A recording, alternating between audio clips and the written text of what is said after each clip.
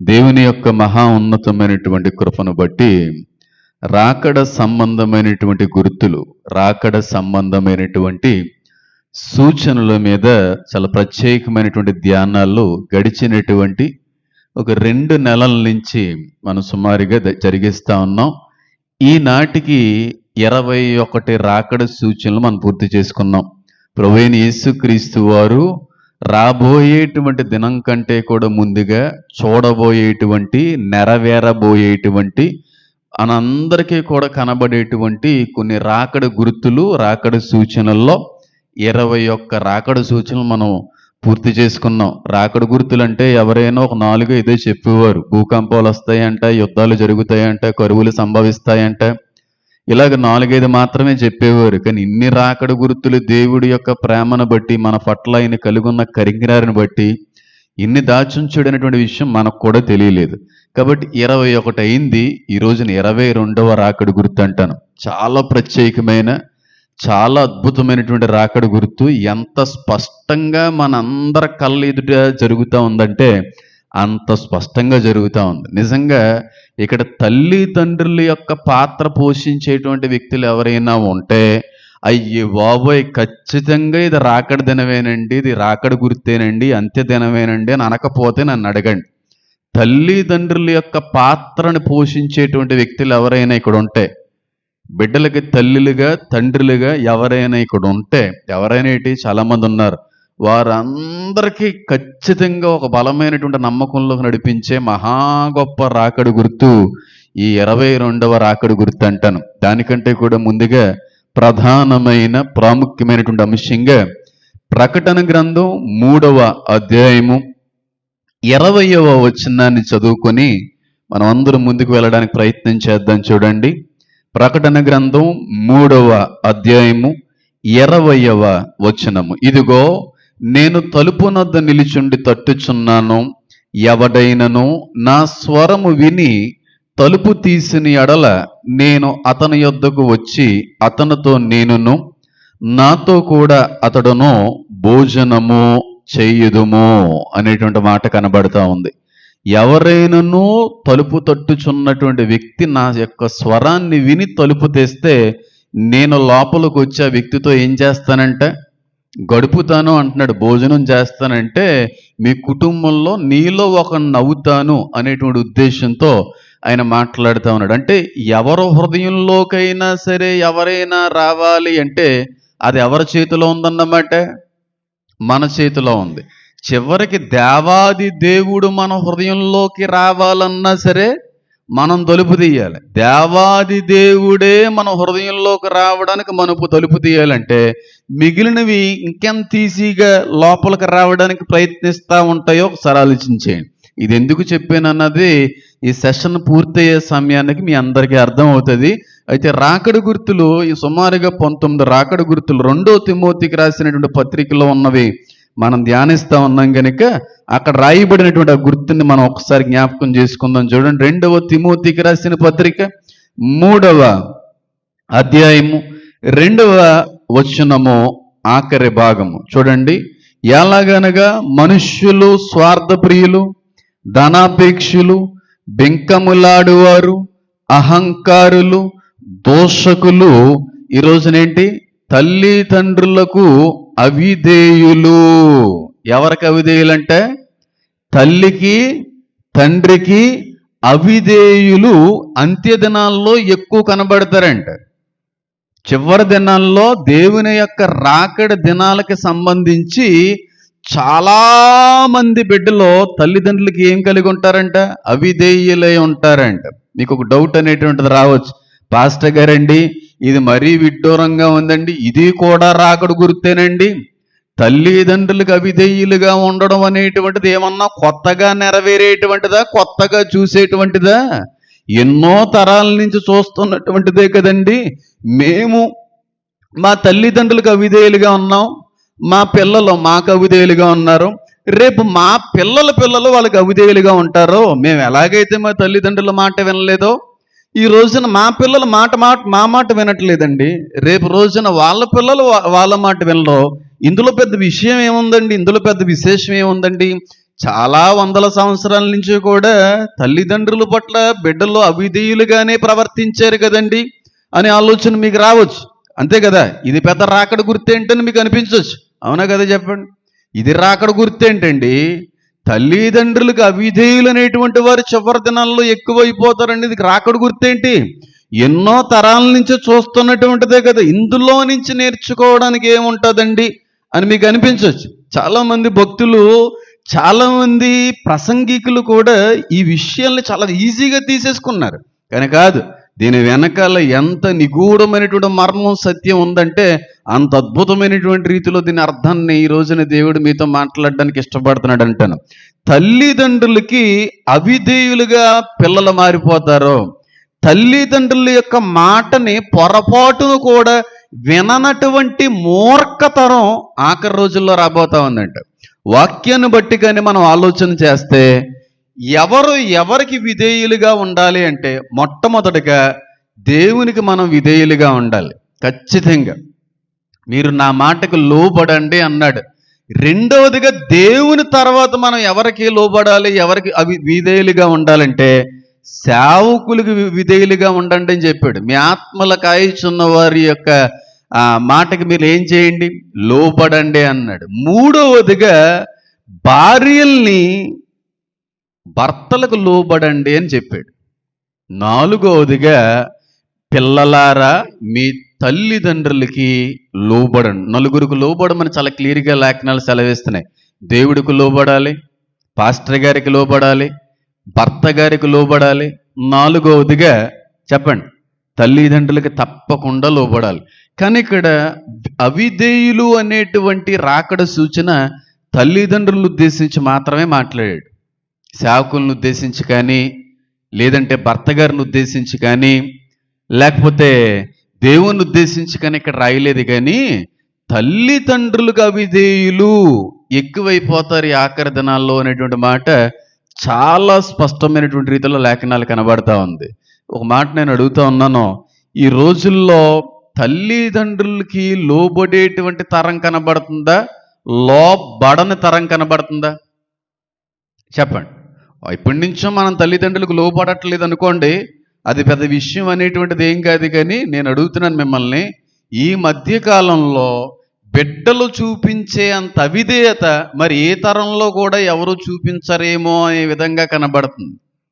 ఈ రోజుల్లో పిల్లల పొరపాటును కూడా తల్లిదండ్రుల యొక్క మాటకే లోబడేటువంటి పరిస్థితి లేని విధంగా ఈరోజు మనకు కనబడుతుంది. కానీ ఈ వాక్యాన్ని బట్టి కనుక మనం ఆలోచిస్తే మొదటి నుంచి కూడా తల్లిదండ్రులకు బిడ్డలు అవిధేయులుగానే ఉన్నారు. కానీ ఈ చివరి రోజుల్లోకి వచ్చేటప్పటికి మాత్రం తల్లిదండ్రుల మాట పొరపాటును కూడా లెక్క చేయరంట.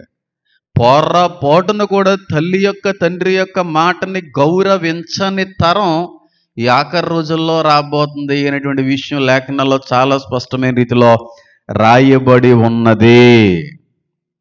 నేను ఇక్కడ మాట్లాడుతున్నాను, ఎంతమందికి అర్థమవుతుందో నాకు తెలియదు. కానీ మీరు ఎవరైనా ఇక్కడ ధైర్యంగా చెయ్యెత్తగలిగే వ్యక్తులు ఉంటే చెయ్యెత్తండి. ఏమండి, మేము గీసినటువంటి గీత మా బిడ్డల పొరపాటును కూడా దాటరండి. మేము అవునంటే అవును, కాదంటే కాదండి. మా పిల్లలు మాత్రం 100% మా యొక్క మాటను గౌరవించేటువంటి పిల్లలేనండి అనేవాళ్ళు ఎవరైనా ఉంటే చేయొద్దండి. ఎవరైనా ఉంటే, ఇంతమంది తల్లిదండ్రులు ఉన్నారు, ఎవరు ఎత్తట్లేదేంటి? నేను మళ్ళీ అడుగుతున్నాను, మా పిల్లలు మా మాట పొరపాటును కూడా వినకపోవడం ఉండదండి. 100% వింటారండి. మేము ఏది చెప్తే అదే వింటారండి, ఏది మాట్లాడితే అదేనండి. పొరపాటును కూడా మా మాట కాదని ఏ ఒక్కరూ కూడా ఏది చేయరండి మా పిల్లల్లో అన్నవాళ్ళు చేయొద్దండి. ఇదేంటి ఇంతమందిలో ఒకరు చేయెత్తట్లేదు? కనీసం ఒకరన్నా లేదా? మా పిల్లలు మా మాట వింటారండి అనేవాళ్ళు ఒకరైనా? ఒకరు కూడా లేరా? ఒక్కరు కూడా. ఒకవేళ ఉంటే మీరు చాలా అదృష్టవంతులు. అందరు ఇలాగే ఉంటారని నేను అనట్లేదు. కానీ ఇంచుమించుగా కొంత శాతం తల్లిదండ్రుల యొక్క మాటని గౌరవించి వాళ్ళకు లోబడేటువంటి పిల్లలను కూడా నేను చూస్తున్నాను, కాదనట్లేదు. కానీ 99% మాత్రం అవిధేయమైనటువంటి మూర్ఖతరం ఎక్కువైపోయింది చివరి రోజుల్లో. ఓ మాట మాత్రం చెప్తున్నాను, పిల్లలకి ఉద్దేశించి చెప్తున్నాను. ప్రపంచంలో మన జీవితంలో మనం బాగుంటే సంతోషించేటువంటి వ్యక్తులు ఎవరైనా ఉన్నారంటే ఆ తల్లిదండ్రులే. మనం బాగుంటే 100% హృదయపూర్వకంగా అభినందించే, ఎక్కడ కూడా అసూయ పడకుండా ఆనందించే ఏకైక వ్యక్తి ఎవరైనా ఉన్నారంటే ఈ భూప్రపంచంలో అది తల్లి, 2 తండ్రి మాత్రమే. ఇంక ఎవరైనా ఏడుస్తారు. ఎంతో కొంత అసూయ అనేటువంటిది కలుగుతుంది. 100%. మనం రోజు రోజుకి ఎదిగి కొలది ఆనందించే ఏకైక వ్యక్తి తల్లిదండ్రే. మనం బాగుంటే ఆనందించే ఏకైక వ్యక్తి తల్లిదండ్రులే. మనం ఎదిగి కొలది ఆనందించే ఏకైక వ్యక్తి ఎవరు అంటే తల్లిదండ్రులే. ఈ లోకంలో మనం బాగుంటే అసూయ పడని వ్యక్తి ఎవరైనా ఉన్నారంటే అది తల్లి, అది తండ్రే. నిజంగా చెప్తున్నాను. మిగిలిన ఏ ఒక్కరైనా ఏదో ఒక క్షణంలో ఏదో ఒక సందర్భంలో ఎంతో కొంత అసూయ మాత్రం పడతారు. ఎంతో కొంత ఏంటి, ఎక్కువ అసూయ పడతారు. మనం బాగుంటే సంతోషించే వాళ్ళకంటే కూడా మనం బాగుంటే ఏడ్చే వాళ్ళు ఎక్కువ మంది ఉంటారు మన చుట్టూ.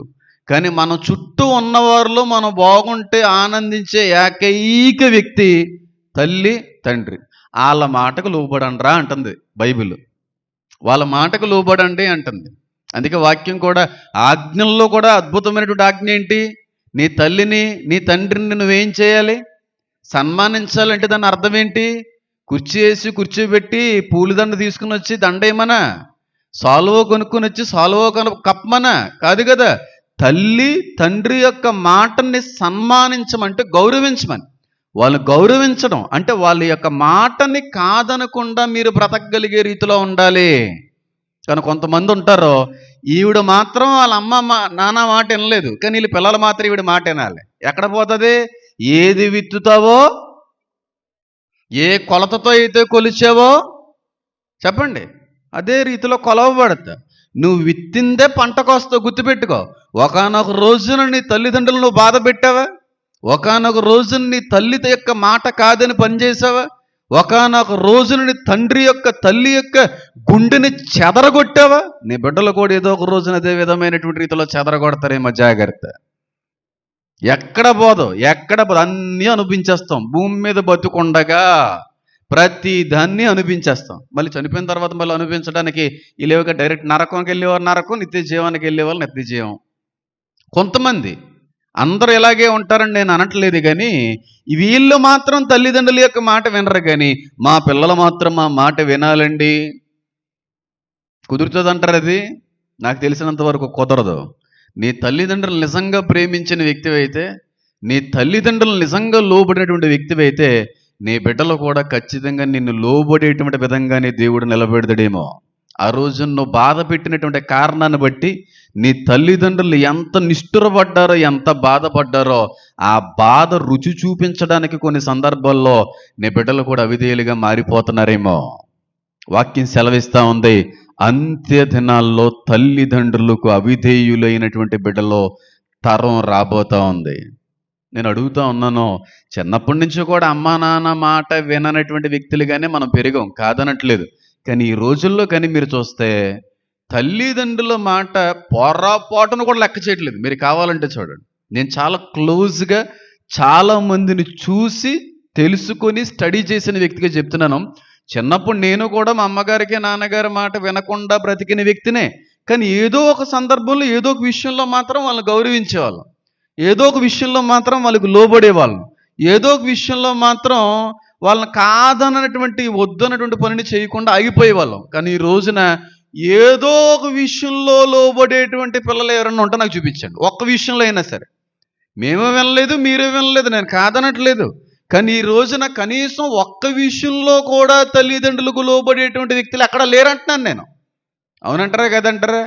నిజంగా చెప్తున్నాను. మీరు చూడండి, మీ పిల్లల్ని ఉద్దేశించి మీరు ఒకసారి ఆలోచన చేయండి. లేకపోతే బయట సమాజంలో జరుగుతున్నటువంటి పరిస్థితులను ఒకసారి పరిశీలించండి. మీ తరానికి ఇప్పుడున్నటువంటి పిల్లల యొక్క తరానికి ఎంత తేడా ఉందో కనబడుతుంది. మనం కూడా తల్లిదండ్రులు బాధ పెట్టాం, కానీ ఇంతగా ఎప్పుడు బాధ పెట్టలేదు, ఇంతగా ఎక్కడ కూడా వాళ్ళు బాధపరచలేదు. మనం కూడా వాళ్ళు దుఃఖపరిచాం.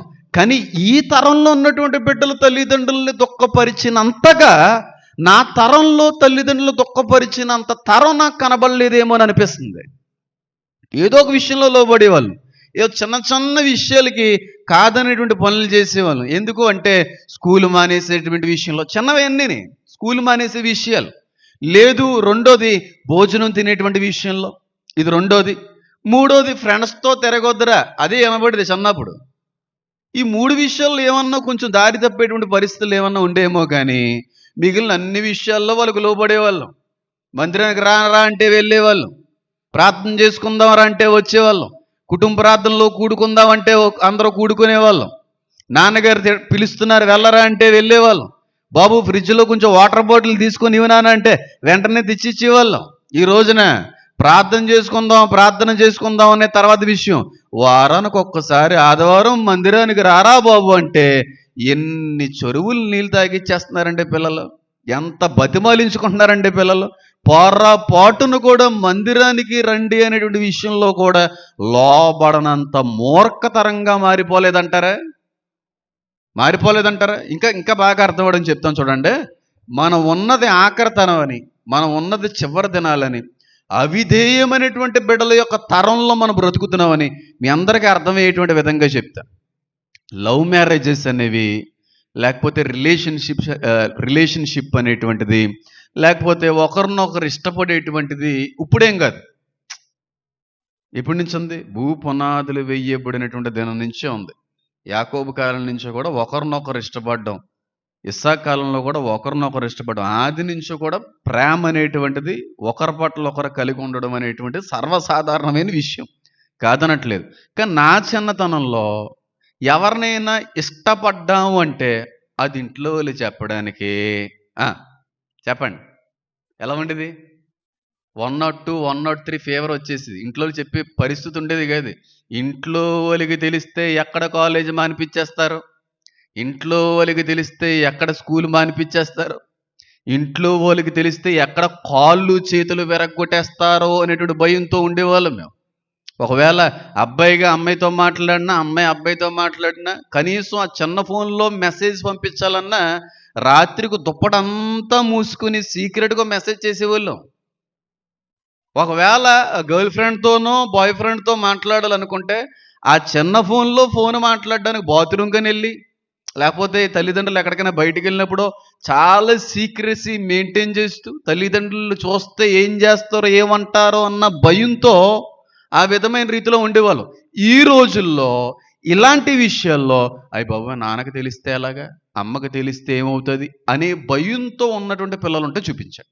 డైరెక్ట్గా అమ్మా నాన్న ముందు కూర్చొని ఫోన్ మాట్లాడేటువంటి వ్యక్తులు లేరా నేను చూశాను. డైరెక్ట్గా, అవునా కదా, డైరెక్ట్గా మా ఫ్యామిలీ మెంబర్స్లో కూడా ఉన్నారు, ఇబ్బంది ఏమీ లేదు. నేను చూశాను.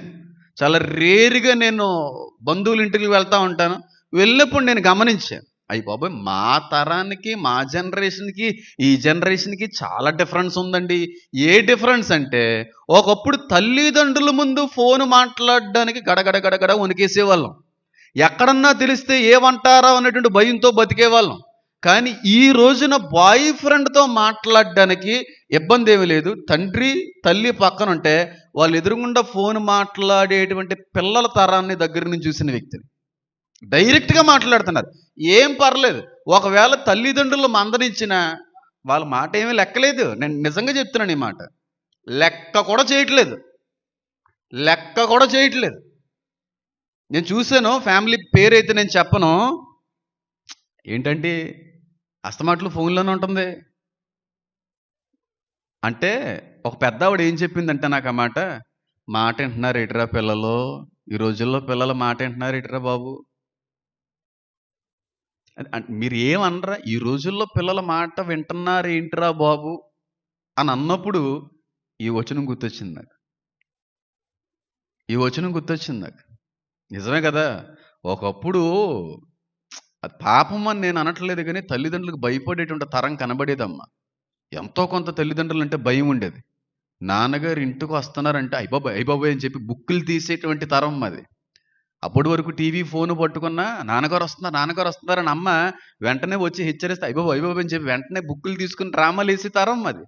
కానీ ఈరోజు నాన్నగారు వస్తే ఏంటి, వాళ్ళ నాన్నగారు వచ్చిన కదిలే ప్రసక్తి లేనే. కాదా ఆ తరంలో మనం లేవంటారు. ఒకప్పుడు ఏ ఆడబిడ్డైనా ఒక వ్యక్తిని ఇష్టపడినటువంటి విషయం తల్లిదండ్రులకి తెలిసి బంధువుల ద్వారాగానో సమాజం ద్వారాగానో ఏదో విధంగా తెలిసిన తర్వాత ఏంటి ఇలా చేస్తున్నావంట, ఏ నాన్నగారు తెలిస్తే ఏమవుతుంది, మేమందరం ఏమన్నా కలిసి ఏమన్నా చేసుకొని చచ్చిపోమంటావా, బంధువుల ముందు తల ఎత్తుకోలేకపోతున్నాం, రోడ్డు మీద తిరగలేకపోతున్నాం, ఇలాంటి ఆ వ్యక్తిని కానీ నువ్వు మర్చిపోకపోతే మేము ఏదోటి చేసుకొని చచ్చిపోతాం జాగ్రత్త అని అంటే పిల్లలు ఏం చేసేవారు, అంత గొప్ప ప్రేమను కూడా ఆ, చెప్పండి, సాక్రిఫైస్ చేసేవారు.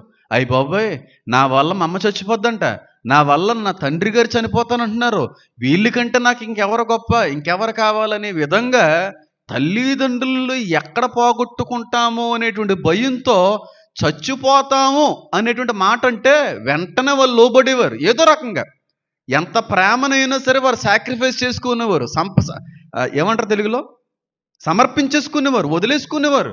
అయ్యి బాబు, మా అమ్మ నాన్న చచ్చిపోతే ఇంకా నాకు ఎవరుంటారు, ఆ మాటతో ఆ రోజుల్లో తల్లిదండ్రులు బ్లాక్మెయిల్ చేయడం ఏదో చేసేవారు. ఈ రోజున కానీ వరే నువ్వు కానీ ఆ అబ్బాయిని కానీ మర్చిపోకపోతే మేము ఏదోటి చేసుకొని చచ్చిపోతామని అనండి, చచ్చిపో, చచ్చిపోతే చచ్చిపో అనే వాళ్ళని ఇంతమంది విన్నాను. చచ్చిపోతే చచ్చిపో అమ్మా, ఇదేంటి నిన్నెవరు ఆపుతున్నారు, చచ్చిపో. చూడట్లేదా మీరు, వినట్లేదా మీరు, చెప్పండి ఇప్పుడు ఎవరైనా.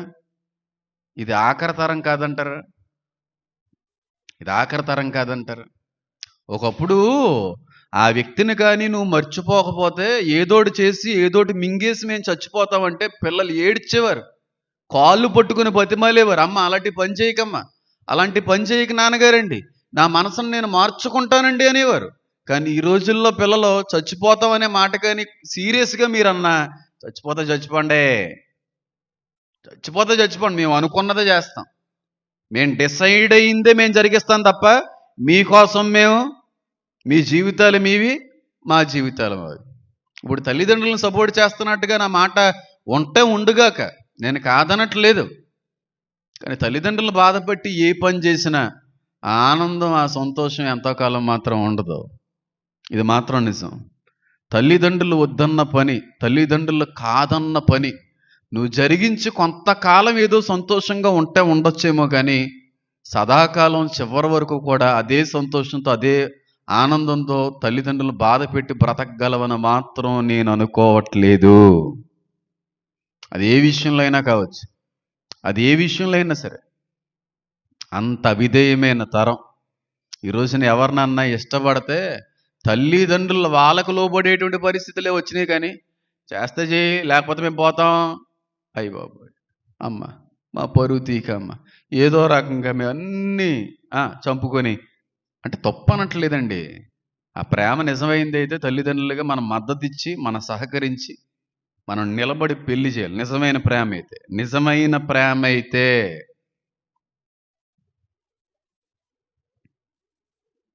నిజమైన ప్రేమలో ఏముండదంట బైబిల్ ప్రకారంగా, ఏముండదు, ద్వేషం ఉండదు. ఎన్ని అవమానాలు వచ్చినా, ఎన్ని మిస్అండర్స్టాండింగ్స్ వచ్చినా ఒకరినొకరు ఎప్పుడు కూడా కాదనుకొని లేని పరిస్థితులు ఉంటాయి. కానీ ఈరోజు రిలేషన్షిప్స్ ఎలా ఉన్నాయంటే 1 డే 2 డే లేదంటే 3 డే అయిపోతుంది అంతే.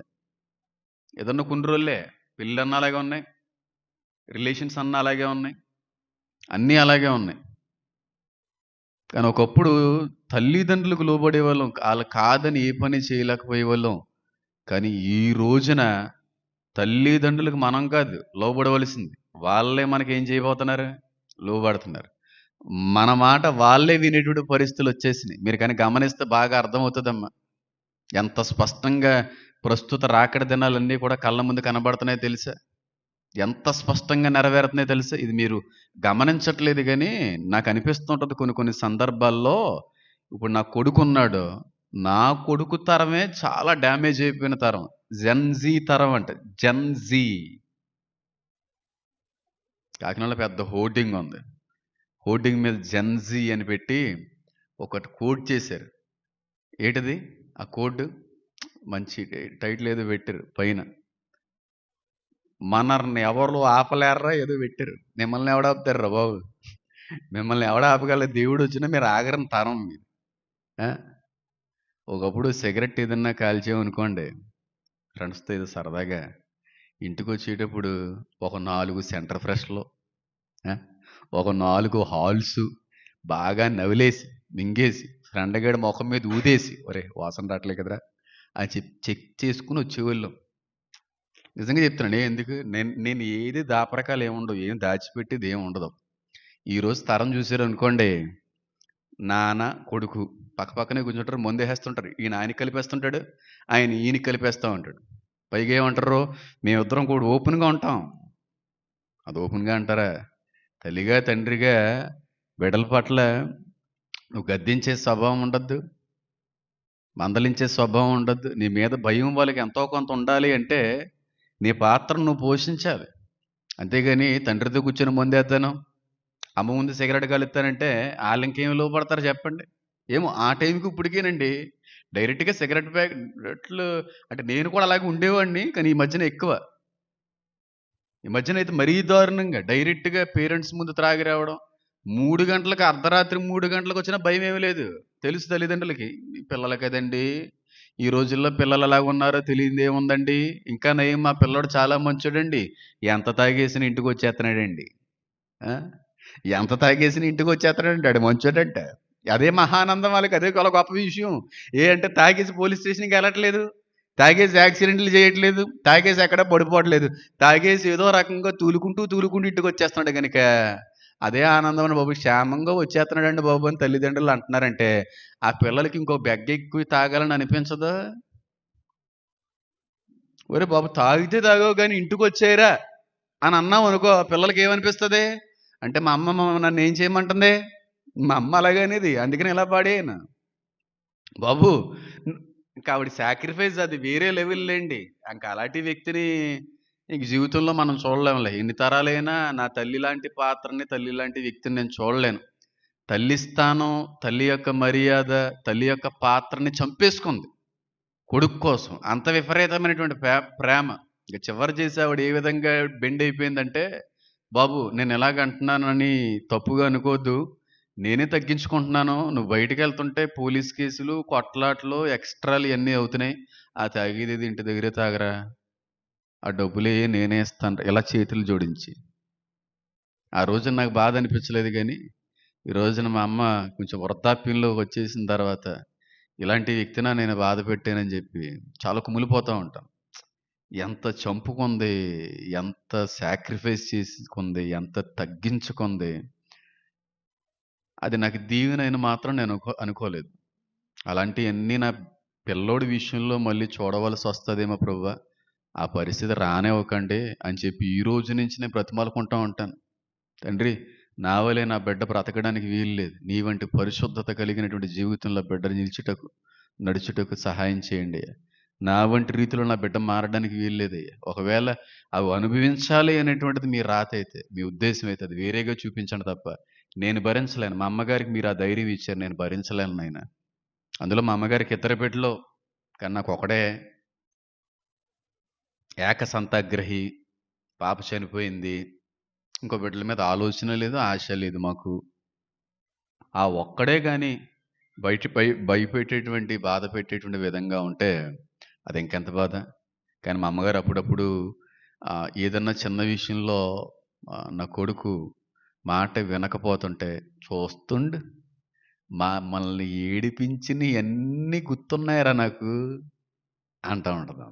అంటే ఆ విధమైనటువంటి శాపం నేను అనుభవించాలని ఆవిడ ఉద్దేశం కాదు. మేము ఎంత బాధపడ్డామో నీకు కూడా తెలాలి కదరా, ఎంత బాధపడ్డాము, ఎంత బాధపడ్డాము. ఒక మాట మళ్ళీ నాకు ఎందుకో చెప్పాలనిపిస్తుంది. తల్లిదండ్రుల్ని బాధ పెట్టి సంతోషంగా ఎవరు బతకలేరమ్మా. మళ్ళీ చెప్తున్నాను, తల్లిదండ్రులను బాధ పెట్టి సదాకాలం ఆనందంగా బతకలేరు. ఇది మాత్రం నేను చెప్పగలను. ఎంత బాధ పెడుతున్నారు కొంతమంది. చాలా మూర్ఖంగా ప్రవర్తించేటువంటి పిల్లలు లేరు, ఏడిపించేటువంటి పిల్లలు లేరు. ప్రతి రోజులో ఒక్కసారైనా సరే కన్నటువంటి పాపానికి ఆ కూతురుని బట్టి, కొడుకుని బట్టి ఏడ్చేటువంటి తల్లిలు లేరు, దుఃఖపడేటువంటి తండ్రులు లేరు. ఇదేం జీవితం ప్రభు అని చెప్పి బిడ్డలను బట్టి శోకించేటువంటి తల్లిదండ్రులు లేరంటారా? గొంతు ఆరిపోయే విధంగా అరిపించేటువంటి పిల్లలు లేరంటారా? ఈరోజు ఏదో తల్లిదండ్రి ఇంకా తప్పక అలా చేస్తున్నారని అనుకుంటే అనుకోండి, కానీ కానీ రేపు రోజున అలా దూరం అయిపోయిన తర్వాత మాత్రం ఖచ్చితంగా ఏడుస్తాం. ఖచ్చితంగా దేవుడు గుర్తు చేస్తాడు. ఒకవేళ బిడ్డలను దేవుడు ఇస్తే ఆ బిడ్డలను బట్టి ఆ బాధ ఎంత రెట్టింపు దుఃఖాన్ని కలిగజేస్తుందో ఆ విషయాన్ని ఖచ్చితంగా దేవుడు అనుభవింపచేస్తాడేమో. జాగ్రత్త. వాక్యం సెలవిస్తా ఉంది, తల్లినైనను తండ్రినైనను దూషించు అని, అంటే బాధ పెట్టు అని దీపం, బాధ పెట్టు అని దీపం, నిష్ఠురు పెట్టు అని దీపం, దుఃఖపరుచు అని దీపము ఏమైపోద్దంటే, కొంతమంది తల్లిదండ్రులు కూడా అలాగే ఉంటారులేండి, మూర్ఖ స్వభావులండి బాబు. పిల్లలు ఇలాగే ఉన్నారని నేను అనట్లేదు, కానీ తల్లిదండ్రులు కూడా అలాగే ఉంటారు. వాళ్ళు పట్టుకున్న కుందేలకు 4 కాళ్ళు, ఎన్ని కాళ్ళు, 3 కాళ్ళు అన్నట్టుగా ఇక చాలా మూర్ఖం. నేను చెప్పినట్టే, నేను అన్నట్టే, నేను అనుకున్నట్టే, నేను రాసినట్టే, నా ప్లాన్ మారడానికి వీలు లేదు. ఇంక వాళ్ళకి స్వేచ్ఛ వద్దా? ఇంక వాళ్ళకి ఫ్రీడమ్ వద్దా? అంటే అన్ని విషయాల్లో ఫ్రీడమ్ ఇమ్మని నా ఉద్దేశం కాదు, కానీ వాళ్ళకు కూడా మనం ఎంతో కొంత ప్రైవసీ ఇవ్వాలి. వాళ్ళకు కూడా మన స్వేచ్ఛ అనేటువంటిది ఇవ్వాలి. వాళ్ళ ఇష్టాలను కూడా కొన్ని సందర్భాల్లో మనం గౌరవించాలి. అంతేకాని ఫుల్గా మన కంట్రోల్లోనే పెంచాలి, నా మాట వినే విధంగానే నేను గీసిన గీతలోనే నడిపించాలని అనుకుంటే నడుస్తారు ఒక కాలం వరకు. కానీ సర్టెన్ టైం వచ్చిన తర్వాత, ఏజ్ వచ్చిన తర్వాత వాళ్ళు కానీ మారతే అది ఎలా ఉంటుందంటే, మా అమ్మగారిని అడిగి, నా అరకాళ్ళకి మట్టి అంటించేవారు తగిలేదు కాదంట. ఇక్కడ ఉన్న సంఘ పెద్దలు కొంతమంది చెప్తా ఉంటారు, బాబు నీ అరకాళ్ళకి మట్టు కూడా అంటేది కాదు బాబు, అంత అద్భుతంగా పెంచారు మీ తల్లిదండ్రులు. అవునంటే అవును, కాదంటే కాదు. ఏ రోజు మీ అమ్మగారు నాన్నగారు మాట కాదని చేసిన పని ఏదీ లేదు. అంత కంట్రోల్లో పెట్టారు, అలాగే పెంచారు. కానీ ఒక ఏజ్ వచ్చింది, టీనేజ్ వచ్చింది, అవన్నీ కూడా ఏటీ బంధకం నాకు, ఏటీ కేజ్ నాకు అనే విధంగా ఉంది. కాబట్టి తల్లిదండ్రులు పిల్లల మధ్యన ఫ్రెండ్షిప్ ఉండాలంటాను, స్నేహితుల యొక్క సంబంధం కలిగి ఉండాలి, ఒకరినొకరు అర్థం చేసుకోవాలి, ఒకరినొకరు వాళ్ళకు ఉన్నటువంటి సమస్యల్ని, ఇబ్బందుల్ని, ఇష్టాలని పంచుకునే విధంగా ఉండాలి. కొంతమంది పిల్లలు ఉంటారు, తల్లిదండ్రులకి చెప్పుకోవాలనుకుంటారు, అమ్మా ఇదమ్మా నా ఇష్టం, ఇదమ్మా నా ఆలోచన, ఒక వ్యక్తిని నేను ఇష్టపడ్డానమ్మా, మీరు ఒకసారి ఆలోచించండి, ఆ వ్యక్తి అయితే మాత్రం బాగానే మంచోడే, ఉద్యోగం కూడా చేస్తున్నాడు, మీరందరి సమక్షంలో నేను పెళ్లి చేసుకోవాలని ఇష్టపడుతున్నానమ్మా అని అన్నప్పుడు తల్లిగా ఏం చేయాలి? సరే నాన్నగారితో ఒకసారి మాట్లాడతాను, అన్నిటికంటే కూడా దేవుని యొక్క చిత్తం ఎంతగా నువ్వు ఎరిగి ఉన్నావా, తెలుసుకున్నావా లేదా, ప్రార్థనలో గడుపు అని చెప్పి అనకపోగా కాళ్ళు చేతులు విరగ్గొట్టేసి కాలేజీకి పంపడం. అప్పుడు ఏం చేస్తారు? ఫీ అయిపోతారు. అయిపోయారా కొంతమంది? ఇక్కడ అయిపోయారా? కాళ్ళు చేతులు కట్టేసి మన దగ్గర పెట్టుకుందాం అనుకుంటే వాళ్ళు ఫ్లైట్ ఎక్కేస్తారు, బస్ ఎక్కేయచ్చు, ట్రైన్ ఎక్కేయచ్చు, తర్వాత మీరు ఏం చేయలేరేమో. అలాగని చెప్పి పిల్లలు ఏదంటే అదే అని అనట్లేదు. కొంచెం ఫ్రెండ్లీ నేచర్ అనేటువంటిది కానీ మనం కలిగి ఉంటే వాళ్ళు కూడా మనసు విప్పి మాట్లాడుకోవచ్చు నా తల్లిదండ్రులతో. అంత బేగా సీరియస్ అయ్యేటువంటి వ్యక్తులు కాదు, అర్థం చేసుకునేటువంటి వ్యక్తే నా తండ్రి అయినా నా తల్లి అయినా అనే భావన కానీ పిల్లలకు ఉంటే పిల్లలు అంత బేగా దారి తప్పారమ్మా. నేను నిజంగా చెప్తున్నాను, అంత బేగా దారి తప్పారు, అంత బేగా తొట్టిల్లిపోరు, ఇష్టానుసారమైనటువంటి నిర్ణయాలు తీసుకోరు. నేను నిజంగా చెప్తున్నాను, మీరు కూర్చొని మాట్లాడాలి, అందంగా మాట్లాడాలి, సౌమ్యంగా మాట్లాడాలి, నిమ్మలంగా మాట్లాడాలి, వాళ్ళని అర్థం చేసుకునే విధంగా మాట్లాడాలి. ఒకవేళ ఆ వ్యక్తి ఇష్టపడినటువంటి వ్యక్తి మంచోడు కదా, కూర్చొని అర్థమయ్యే విధంగా చెప్పు, భారంతో ప్రార్థన చేయి, పట్టుదలగా ప్రార్థన చేయి. ప్రభువా మేము చాలా చోట్ల మేము అడిగామయ్యా, రీసెర్చ్ చేసాం, చాలా మందిని అడిగి తెలుసుకున్నా, వ్యక్తి మంచోడు కాదంటయ్యా, నా బిడ్డ యొక్క జీవితం ఎంత మాత్రం కూడా బాగోదని అనిపిస్తుందయ్యా, చెప్తుంటే వినట్లేదయ్యా, ఎంత చెప్పే ప్రయత్నం చేసినా మారట్లేదయ్యా అని చెప్పి నువ్వు ఆయన పాదాల పట్టుకుని ఏడవగలిగితే మనసులో మార్చగలిగే దేవుడు ఆయన కాదా?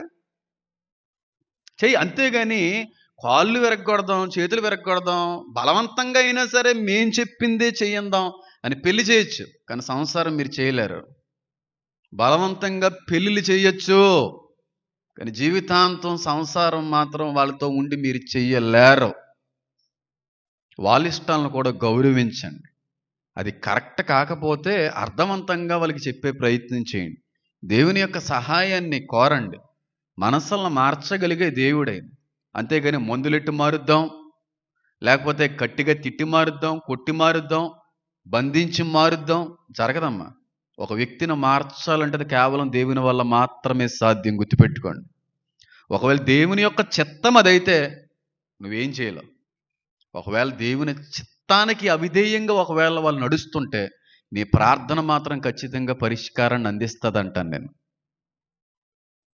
ఉండాలి, ఆ ఫ్రెండ్లీ నేచర్ అనేటువంటిది ఉండాలమ్మా. నేను ఒకానొక రోజున మా తల్లి యొక్క బాధ ఎంత పడుతుందా అని అర్థం చేసుకుని మారడానికి నాలో ఒక మంచి ఆలోచన రావడానికి కారణం ఏంటి తెలుసా? నా తల్లి నాతో చాలా ఫ్రెండ్లీగా ఉంటుంది, చాలా ఫ్రెండ్లీగా. నా తండ్రి గారు నాకు ఒక అన్నయ్యలా ఉంటాడు. ఆయన చిన్నతనం నుంచి కూడా మా నాన్నగారి దగ్గరికి ఎవరైనా బంధువులు కానీ ఎవరైనా వచ్చినప్పుడు ఎవరో అని అడిగితే మా తమ్ముడు అనేవాడు ఆయన. వాళ్ళు వెళ్ళిపోయిన తర్వాత ఇద్దరు నవ్వుకునేవాళ్ళు. అదేంటండి నాన్నగారు తమ్ముడు అన్నారు అంటే నవ్వుకునేవారు. ఎప్పుడు మా నాన్నగారు ఎప్పుడు నన్ను చేసుకుని లైఫ్లో ఒకే ఒక్కసారి ఎప్పటికీ కూడా భోజనం చేస్తున్నప్పుడు మా అమ్మగారి దగ్గర ఏడుస్తూ ఉంటారంట. శాంతి ఆ రోజు కొట్టింది చాలా గట్టిగా కొట్టేసాను చిన్నప్పుడు, గుర్తొచ్చినప్పుడు ఏడుస్తుంటాడంట. మా నాన్నగారు మా అమ్మగారు చెప్తూ ఉంటారు, ఒకే ఒకసారి కొట్టారు. మా అమ్మగారు అయితే ఎప్పుడు కొట్టలేదు, ఎప్పుడు కొట్టలేదు. ఏడుపుతోనే నీదో ఒక రకంగా మార్చేసేది. ఆవిడ ఏడుస్తుంటేనే నా మనసు కరిగిపోయేది. ఆవిడ ఏడుస్తే చూడలేను మా అమ్మగారు, ఎందుకంటే ఆవిడ ఎంత సెన్సిటివో మీ అందరికీ తెలుసు. ఆవిడ ఏడిపే కారణం ఆ రోజు కిచెన్లో నిలబడి ఆవిడ ఏడ్చిన ఏడుపు ఈ రోజుకి కూడా నేను మర్చిపోలేకపోతున్నాను. ఆ ఏడుపు నన్ను ఆ విధంగా మార్చింది. ఇక్కడ ఉన్న వాళ్ళు ఎంతమంది ఉన్నారో నాకు తెలియదు, కానీ మీ తల్లిదండ్రులు ఏడుస్తుంటే మీరు చూడగలుగుతున్నారా? ఏడిస్తే ఏడు, ఇక కర్చీఫ్ తుడుచుకా అనేస్తున్నారా? ఏడమ్మా, ఇంకా బాగా ఏడమ్మా, ఇంకా బాగా ఏడమ్మా అని చెప్పి ఇంకా ఏడిపిస్తున్నారా? తల్లిదండ్రులు ఎంత మూర్ఖుడైనా ఎంత కఠినాత్ముడైనా తల్లి కంటిలో నుంచి నీళ్ళు వచ్చినా కదులుతాడో లేదో నాకు తెలియదు, కానీ తండ్రి కంటిలో నుంచి నీళ్ళు వస్తే మాత్రం కూతురు కదిలిపోద్దండి. తల్లి కంటిలో నుంచి నీళ్ళు వస్తే మాత్రం కొడుకు కదిలిపోతాడండి. తల్లి కళ్ళల్లో నీళ్ళు చూసి కూడా కొడుకుగా నువ్వు కదలట్లేదంటే నువ్వు చాలా శాపగ్రస్తుడు, నువ్వు చాలా మూర్ఖుడివి, కఠినాత్ముడివి. నీ తండ్రి యొక్క ప్రయాస, కష్టం, బాధ చూస్తూ కూడా, వాళ్ళ కళ్ళల్లో నీళ్లు చూస్తూ కూడా నీ మనసు ఎక్కడా కూడా మారట్లేదంటే నువ్వు చాలా కఠినాత్మురాలివి, నువ్వు శాపగ్రస్తురాలివి. నేను ఈ మాట మాట్లాడకూడదు. ఎలాంటి కఠినాత్ముడైనా తల్లి ఏడిస్తే చూడలేడు కొడుకు. ఎంత కఠినాత్మురాలైనా తండ్రి ఏడిస్తే చూడలేదు కూతురు. అది చూసి కూడా నాకేం పెద్ద పట్టింపు ఏమీ లేదు, వాళ్ళు ఏడిస్తే ఏంటి, ఏడకపోతే ఏంటి అనే భావన కొన్నిసార్లు శాపాన్ని ఆకర్షించేటువంటి విధంగా నీ జీవితాన్ని నడిపిస్తుందేమో అని అనిపిస్తుంటుంది.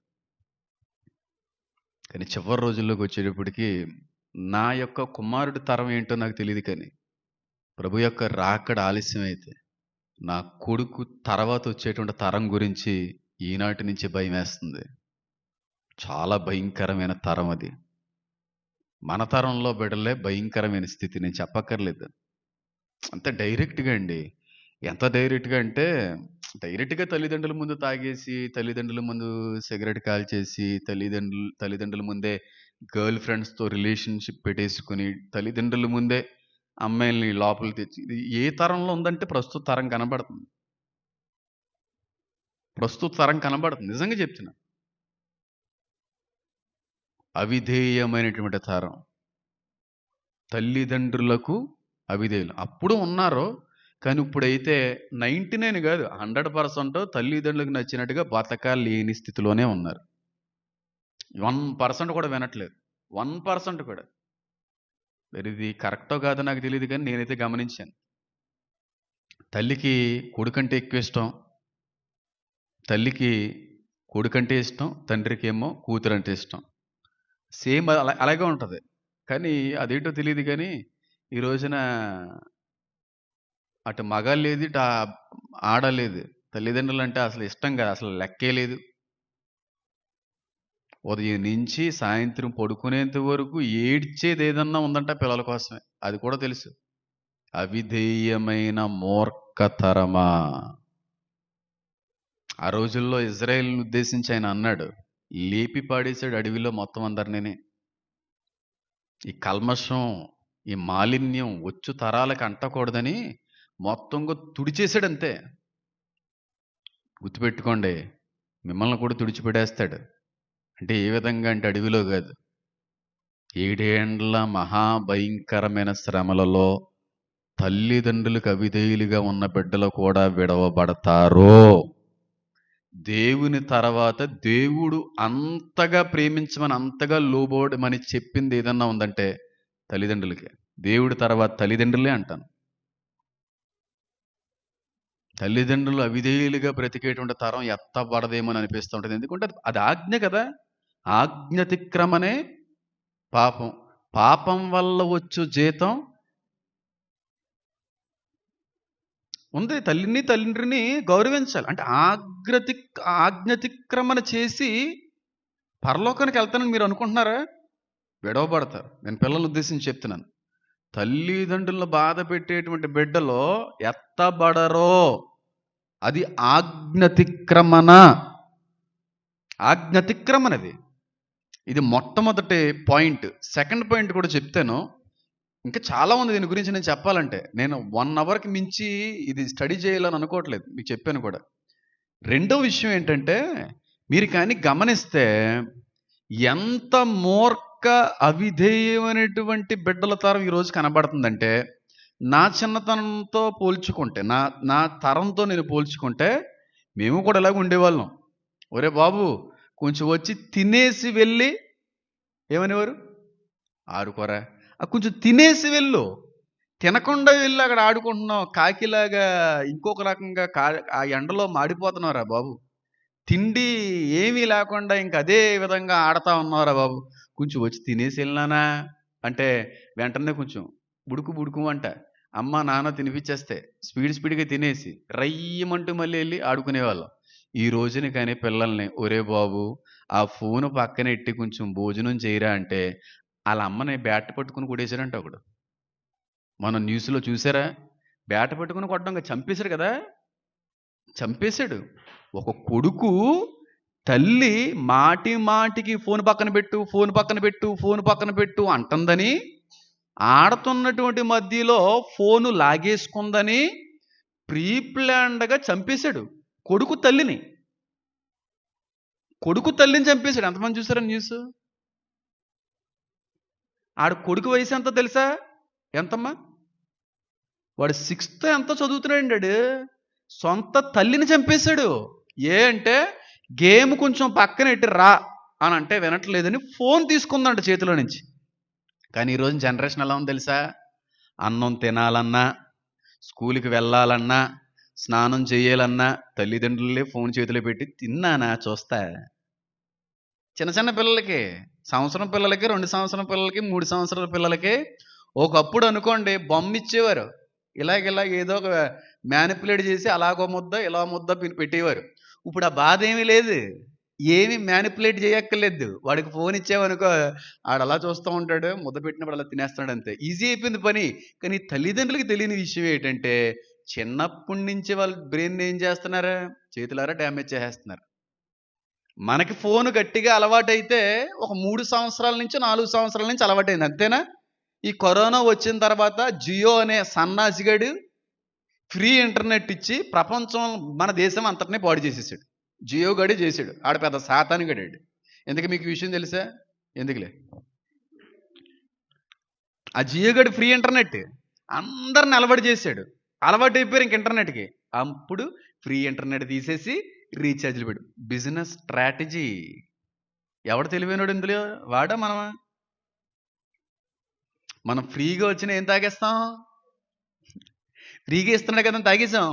అది అలవాటు అయిపోయింది. ఇప్పుడు ఆ ఫినాయిల్ తాగకుండా ఉండలేకపోతున్నాం. కాబట్టి 300 400 500 ఏం చేయవలసి వస్తుంది? తినడానికైనా ఆలోచిస్తారు కానీ రీఛార్జ్ చేయడం మానేసామండి ఈ నెల అన్నవాళ్ళు ఉంటే చేయొద్దండి. అది అయిపోయిందంటే ఆ గంటలో వీళ్ళకి జ్వరం వచ్చేస్తుంటుంది. బుర్ర పని చేయదు, బీపీ డౌన్ అయిపోతుంటది, షుగర్ లెవెల్స్ పెరిగిపోతుంటాయి. అయ్యి బాబాయ్ బాయ్ బాబు ఇంటర్నెట్ అయిపోయిందని చెప్పి ఇంట్లో వాళ్ళు లేకపోతే బయట వాళ్ళన్నా ఏదో రకంగా బతిమలేసుకుని ఇంటర్నెట్ వేయించే బాబు. ఆ రీల్స్ చూడడం అలవాటైపోయి మన 4 ఇయర్స్ 5 ఇయర్స్ నుంచి. కానీ ఈ రోజున జనరేషన్ వాళ్ళు పుట్టిన దగ్గర నుంచి కూడా ఫోన్ అలవాటైపోయారు. వాళ్ళు ఇంకెంత హెల్త్ ఇష్యూస్ వస్తున్నాయి, ఎంత డ్యామేజ్ అయిపోతున్నారు చూడండి. ఒక 4 సంవత్సరాల నుంచి అలవాటు చేసుకున్న మన ఆరోగ్యమే, మన కళ్ళే ఇంత డ్యామేజ్ అవుతుంటే, పుట్టిన దగ్గర నుంచి ఫోన్లో పెరిగేటువంటి పిల్లలు రేపు రోజున 20-30కి వచ్చేటప్పటికి అన్నీ 5G, పక్షులు స్పారోస్ పిచ్చుకలు లేకుండా పోయింది. 6G, కాకులు కనబడవు. ఇప్పటికే 5G వల్ల మేల్ రిప్రొడక్షన్ తగ్గిపోయింది, సంతానోత్పత్తి తగ్గింది. వ్యాక్సిన్ వల్ల జరిగింది, సిగ్నల్స్ రేడియేషన్ వల్ల కూడా. ఇంకా 6G వచ్చిన తర్వాత ఇంకా పిల్లలు ఇంకా అవసరం లేదులే, ఎందుకంటే టెస్ట్ ట్యూబ్ బేబీసే కదండి, ల్యాబ్ గ్రోన్ బేబీసే కదా. ఎలాంటి పరిస్థితులు ఉన్నాయి చూడండి. ఒకప్పుడు ఏదో రకంగా పిల్లల్ని ఆడుకుంటున్నా వాళ్ళు మార్చగలిగే వాళ్ళం, వాళ్ళు ఏదో రకంగా మాట వినే విధంగా మనం చేయగలిగే వాళ్ళం. కానీ ఈ రోజున ఆడుకుంటున్నటువంటి పిల్లల్ని కానీ మధ్యలో ఆపితే తల్లిని చంపేశారంటున్నాడు. ఎంత దౌర్భాగ్యమైనటువంటి పరిస్థితి చూడండి.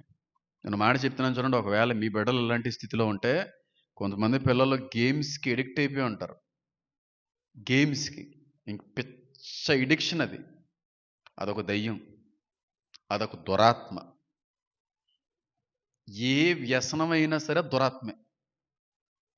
వ్యర్థమైనటువంటిది ఏదైనా సరే ఆ దురాత్మలు వచ్చిందే. నువ్వు వాడిని స్వాగతించే, వాడు కొట్టాడు, నీ హృదయం బయట ఉండి హలో గేమ్ అనేటువంటిది కొట్టింది. గేమ్ ద్వారాగా వచ్చాడు నీలోకి, సినిమా ద్వారాగా వచ్చాడు నీలోకి, పార్న్ ద్వారాగా వచ్చాడు. నువ్వు తలుపు తీసావు, వచ్చాడు లోపలికి. నువ్వు తలుపు తీయకుండా దేవుడికి తలుపు తీసుంటే వాడు లోపలికి వచ్చే అవకాశం లేకపోతుంది. కానీ చాలామంది తల్లిదండ్రులకి తెలియని విషయం, చాలామందికి పిల్లలకి తెలియని విషయం ఏంటంటే, నువ్వు గేమ్ ఆడకుండా ఉండలేకపోతున్నావంటే నీలో ఒక భయంకరమైనటువంటి దయ్యం ఉంది, దయ్యం ప్రవేశించింది. అదొక దురాత్మ. ఆల్కహాల్ ఎలాంటి దురాత్మో, స్మోకింగ్ ఎలాంటి దురాత్మో, గేమింగ్ అనేటువంటిది కూడా ఒక దురాత్మ, ఒక రకమైన దురాత్మ. అది ఈ రోజున తరంలో పట్టి పీడిస్తున్నటువంటి దురాత్మ ప్రతి పిల్లల్ని, ఫోన్ అనే దురాత్మ. నిజంగా నువ్వు రక్షించబడిన తర్వాత కూడా ఆత్మలో ఫలించేటువంటి వ్యక్తివైతే నీలో ఉండవలసినటువంటి అద్భుతమైనటువంటి ఫలం ఏంటో తెలుసా? ఆశ, చెప్పండి, నిగ్రహం. నువ్వు కంట్రోల్ అవ్వలేకపోతున్నావంటే, ఫోన్ని జయించలేకపోతున్నావంటే, గేమ్స్ని జయించలేకపోతున్నావంటే, ఐపీఎల్ మ్యాచెస్ని నువ్వు జయించలేకపోతున్నావంటే నీ దగ్గర ఆ ఫలం లేదని అర్థం. నిజంగా నీలో ఆ ఫలం ఉంటే ఖచ్చితంగా జయించగలవు. నా కొడుకు కూడా గేమ్స్ ఆడుతూ ఉంటాడు, వాడు కూడా మ్యాచెస్ అవి చూస్తూ ఉంటాడు. కానీ నేను చిన్నప్పుడు చెప్పాను, నువ్వు ఎలా బ్రతికినా నేనేం వద్దన్నా, కాదన్నా. కానీ జీవితంలో పాపం జోలికి మాత్రం వెళ్ళొద్దు. నువ్వు ఎలా ఉన్నా నేనేమన్నా చిన్ను, కానీ పాపం జోలికి వెళ్ళొద్దు. ఒకవేళ ఏ రోజైనా నాకు ఇష్టం లేని పని జరిగిస్తున్నావు అని తెలిస్తే నేను వద్దంటే అయిపోవాలి. అప్పటి వరకు నేను ఏ విషయంలో ఆపను. వాడు గేమ్స్ ఆడుతూ ఉంటాడా, అది కూడా మంచిది కాదు, అస్సలు కరెక్ట్ కాదు. మానే, వద్దు అని అంటే వాడు నిర్ణయం తీసుకుంటే నిర్ణయాన్ని కొట్టుబడి ఉంటాడు, వాడ్డాడు. వాడి ఎగ్జామ్స్ దగ్గర వరకు పెద్ద ఏం పట్టించుకోలేదు. ఎగ్జామ్స్ ఒక 1 వీక్ ముందు ఉండగా వాడు ఎంత కంట్రోల్ అయ్యాడో, వాడు ఎంత కాన్సన్ట్రేషన్ ఉంచాడో నాకే ఆశ్చర్యం అనిపించింది. గట్టిగా మాట్లాడితే వాడు వింటాడు. అలాగని చెప్పి నేను వాడి యందు అతిశయించట్లేదు. దేవుడు ఆ బిడ్డ యందు చూపుతున్న కృపను బట్టి నేను అతిశయిస్తున్నాను. కానీ వయసు పెరిగి కొలది మార్పులు వస్తున్నాయి. కొన్ని విషయాల్లో నేను కూడా కంగారు పడవలసి వస్తుంది. చెప్తా ఉంటాను, ఏ విధంగా నేనేం సిగ్గుపడను. బాబు, ఈ వయసు అలాంటిది, ఫిమేల్ని ఎక్కువ అట్రాక్ట్ చేస్తూ ఉంటుంది ఈ ఐస్, జాగ్రత్తగా ఉండాలి. ఎప్పటి వరకు అలాంటివి ఏమో తర్వాత వస్తాయి. కంట్రోల్లో ఉండాలమ్మా. తేడా పడాలి ఏమన్నా జరిగినాయంటే మాత్రం ఇంత మంచిగా అయితే నీ తండ్రిని చూడవేమో. వార్నింగ్ ఇవ్వాలి, అలాగే ఫ్రెండ్లీగా కూడా ఉండాలి. ఎడిక్షన్ మంచిది కాదు. మీరే పిల్లల చేతికి ఫోన్ ఇచ్చి ఆ ఫోన్లో గేమ్సో వీడియోసో చూసుకుంటూ మీరు అన్నం తినిపిస్తారు. రేపు మానమంటే మానతారండి? మీరే పాడు చేయట్లేదు. వాళ్ళలో కదా ఉన్న దయ్యం, మీరే పెద్ద దయ్యాలు. మీరే పెద్ద సైతాన్లు మీరు. మీరే పాడు చేస్తున్నారు. రేపు రోజులు వచ్చి పాస్టర్ గారండి మా అమ్మాయి మా మాట వినట్లేదండి. ఎందుకంటదండి? చిన్నప్పుడు వచ్చి ఎప్పుడన్నా మందుల్లో కూర్చోబెడితే మాట వింటదండి. హ్మ్? మా చెల్లెలు కూతురు. నేను ఉండను. ఒకవేళ ఉండవలసి వస్తే ఉండే పరిస్థితులు వస్తే ఉంటాను.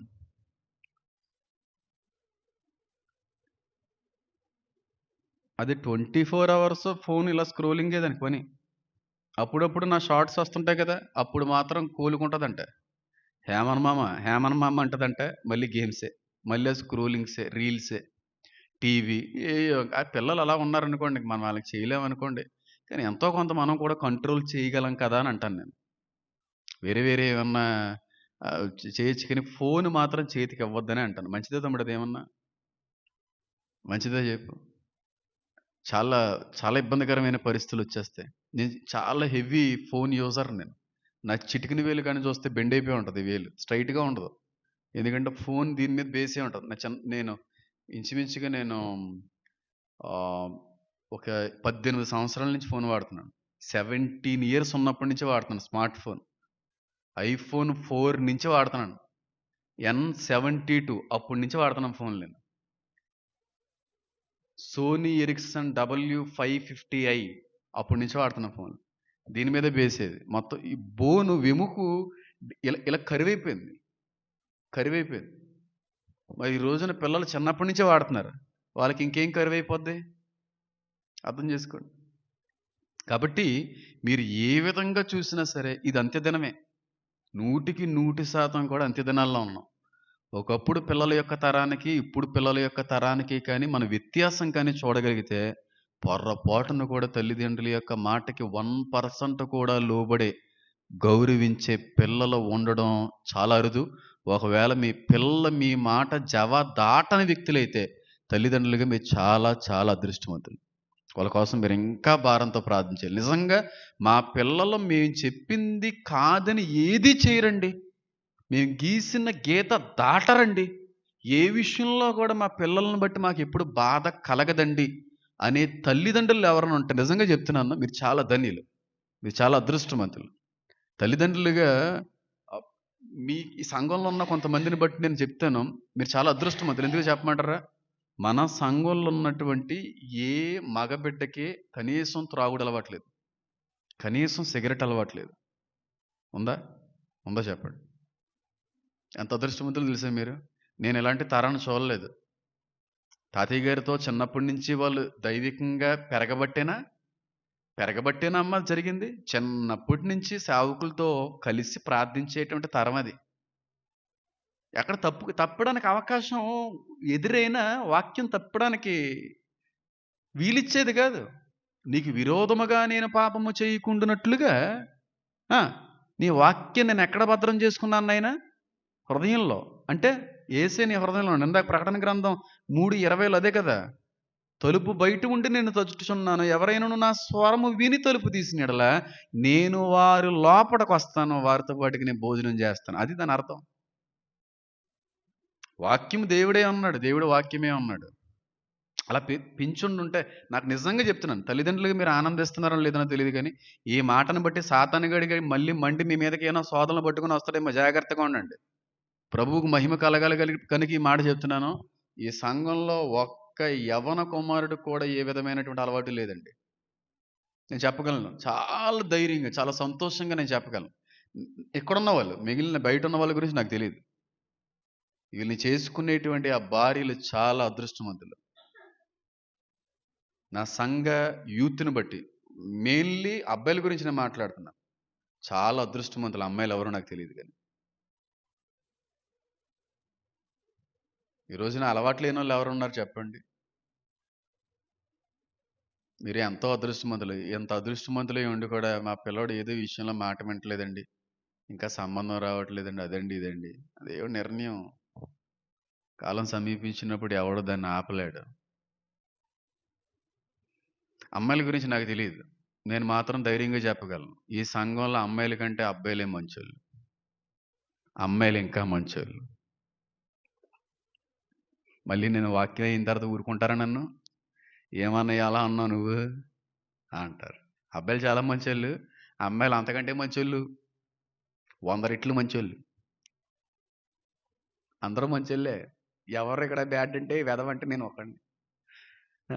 సేవ వాక్యాన్ని అందించేటువంటి ఈ సేవకులైనా గతంలో పాపం ఉంది గాని, నా వాక్యం ద్వారా ఎదుగుతున్నటువంటి నా బిడ్డల్లో పాపం కనబడలేదు. అందుని బట్టి నేను దేవుడిని ఎంతగానో స్తుతిస్తున్నాను. నిజంగా చెప్తున్నాను తమ్ముడు. నిజంగా ఇక్కడ ఉన్నటువంటి తమ్ముళ్ళకి నేను చెప్తున్నాను. చాలా ఆనందిస్తుంటానురా మిమ్మల్ని బట్టి నేను. అలా నిలబడాలి. జీవితాంతం నిలబడగలిగితే. ప్రభు నేను కొన్ని కొన్ని సార్లు అనిపిస్తా ఉంటది. ప్రభు నేను చాలా పాపిని, పాపాత్ముడిని, ఇంత పరిశుద్ధులకి నా చేతితో బల్లలిస్తున్నాను. నేను ఎలా సరిపోతానయ్యా ఈళ్ళ ముందు నేను. నా గతం మంచిది కాదు. నా గతం అంతా అశుద్ధం. నా గతం అంతా కూడా దోషం, శాపం. ఇంత పరిశుద్ధులకి సేవకుడిగా నిలబెట్టవేటియా అని చెప్పి కొన్ని సందర్భాల్లో నాకు చాలా సిగ్గేస్తా ఉంటది. అప్పుడు ఆయన అంటా ఉంటాడు, మునుపటి వాటిని ఏం చేయొద్దు నువ్వు? అయిపోయింది కడిగేశానురా అనుకుంటాడు ఏంటో మరి తెలీదు. తల్లిదండ్రులకి అవిధేయులైన తరం ఈ తరం. పిల్లల మాటలో తల్లిదండ్రులు వినేటువంటి వారి పరిస్థితి కనబడుతుంది కానీ తల్లిదండ్రుల యొక్క మాటకి బిడ్డలు వినేటువంటి తరం కనబడట్లేదు. కావాలంటే మీరు గుర్తుపెట్టుకోండి, మీ ఇంట్లో ఏ ఆడపిల్లైనా అబ్బాయిల గురించి నేను మాట్లాడను కానీ ఎవరినన్నా ఇష్టపడితే హార్ట్ఫుల్గా మీరు చచ్చినా వాళ్ళని ఆపలేరు, మీరు వాళ్ళని మార్చలేరు, మీరు అనుకున్న విధంగా వాళ్ళని చేయలేరు. మీరే వాళ్ళ కోసం అన్నీ సాక్రిఫైస్ చెయ్యాలి. అది ఈ రాకడ సూచన. ముందు ముందు రోజులు ఇంకా దారుణంగా ఉంటుంది, రాసి పెట్టుకోండి. కొంతమంది చాలా అదృష్టవంతులు, చక్కగా కుటుంబ సమేతంగా అందరితో కలిసి వివాహాలు ఆడినటువంటి సందర్భాలు చాలా ఉన్నాయి. కానీ ముందు రోజుల్లో చెప్తాను, ముందు రోజులు ఈ తరంలోనే చెప్తున్నాను, పిల్లల్ని కానీ వద్దు గిద్దు అంటే నీ మాటతో నాకు లెక్క ఏంటి అనే విధంగా ఇష్టం వచ్చినట్టుగా బతికేటువంటి తరం రాబోతుంది. అక్కడ కొంచెం గ్రీక్, కొంచెం లోతైన పరిశీలన చేస్తే తండ్రికి అవిధేయమైనటువంటి తరం అనేది కూడా అర్థం వస్తూ ఉంటుంది. అంటే పిల్లలు, కొడుకులు వరస మర్చిపోతారు. కొంచెం పచ్చిగా మాట్లాడితే అది బాగోదు, కానీ నేను చెప్పాలనుకోవట్లేదు. మీకు లోతు దినాలు కానీ మీరు ఆలోచించగలిగితే తండ్రి యొక్క భార్య నాకు తల్లి, అది కూడా మర్చిపోయేటువంటి తరం రాబోతుంది. అంతకంటే ఎక్కువ మాట్లాడు నేను. తల్లి అనేటువంటి వరస కూడా లేని, తెలియని తరం రాబోతుంది కాదు, ఉందని నేను చూశాను. తాగేసి తల్లిని కూడా మర్చిపోయారంటండి. తల్లిని కూడా మర్చిపోయాడంట. అలాంటి తరం రావాలి కాదు, వచ్చింది. వాళ్ళ కోసం ఈ బైబిల్లో క్లియర్గా రాయబడి ఉంది. ఎంత స్పష్టంగా దేవుడు చెప్తున్నాడు చూడండి. ఇప్పుడు చెప్పండి, ఇది అంత్యకాలమా కాదా? అంత్య దినముల యందు తల్లిదండ్రులకు అవిధేయులైన వారి తరం పుట్టును, కనబడుతుంది. అస్సలు వినరా ముందు రోజుల్లో కూడా. అది ఇంకంతే, మనం వేరు చేయాలి, మనం డిసైడ్ అయిపోవాలి. చిన్నప్పటి నుంచి ఇప్పుడైనా లేట్ అయింది చాలు అని చెప్పి ఎప్పటికైనా దేవునిలో పెంచడానికి మీరు ఏమన్నా ప్రయత్నించగలిగితే హ్యాపీ. కాదు కూడదు అనుకుంటే మాత్రం మీ పిల్లల్ని ఎవరు కాపాడలేరు. గుర్తుపెట్టుకోండి మాట. ముందు ముందు అయితే ఇంకా దారుణంగా మారిపోతారు పిల్లలు. చాలా పాపిష్టి స్వభావంతోనే పుడతారు, పాపిష్టి స్వభావంతోనే పెరుగుతారు, పాపిష్టి స్వభావంతోనే చచ్చిపోతారు. మళ్ళీ చెప్తున్నాను, అంత భయంకరమైనటువంటి తరం పుడుతుంది. ఈ తరమే ఆ తరం అంటాను నేను. ఇది రాకడ సూచన. తర్వాత వచ్చేటువంటి రాకడ గుర్తు మీద కూడా ఒక అద్భుతమైనటువంటి విశ్లేషణ చేయడానికి ప్రయత్నం చేస్తాను. కళ్ళు మూసుకుందాం, ప్రార్థన చేసుకుందాం.